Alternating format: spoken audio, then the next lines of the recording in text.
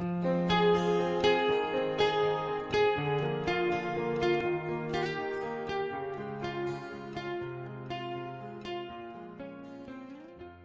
pagi saudara-saudara, kembali kita berenungan pagi hari ini dan kita sedang bahas tentang satu tema, itu bersyukurlah.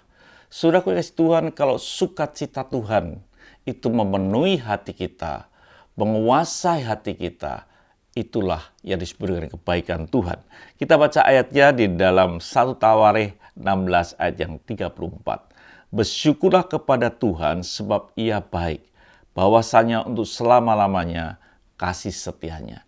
Jadi kita ini ada orang-orang yang layak bersyukur karena hadirat Tuhan memenuhi hidup kita. Sukacita Tuhan memenuhi hidup kita. Kalau itu terjadi dalam hidup kita, apa yang sedang terjadi? Apa yang tidak bisa kita tahan di dalam hidup kita? Yang disebut bahwa kita ini akan menjadi saksi Tuhan. Kita akan menyampaikan kebaikan-kebaikan Tuhan dalam hidup ini. Kita akan menjadi saksi Tuhan yang memberitakan kebesaran Tuhan.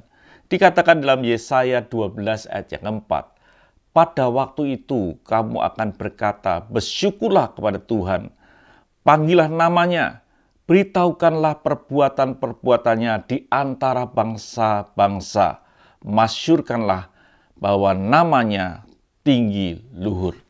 Jadi orang yang bisa bersyukur, maka orang itu akan menjadi saksi Tuhan, saksi akan kebesaran Tuhan, saksi akan kemuliaan Tuhan, saksi akan keajaiban Tuhan. Karena kita ini bisa bersyukur akan kebaikan Tuhan. Artinya juga dalam hidup kita ini ada pengalaman dengan Tuhan. Pengalaman dengan Tuhan, pengalaman akan kebaikan Tuhan dalam hidup kita. Pengalaman inilah yang memampukan kita bersyukur, yang memampukan kita bersaksi, yang memampukan kita bisa menjadi saksinya Tuhan dalam hidup ini. Jadi orang yang bersyukur, orang itu akan bisa menjadi saksinya Tuhan. Apakah saudara orang yang bersyukur pada hari ini? Maka saudara akan menjadi saksinya Tuhan, akan keluhuran akan namanya. Tuhan memberkati. Mari kita berdoa.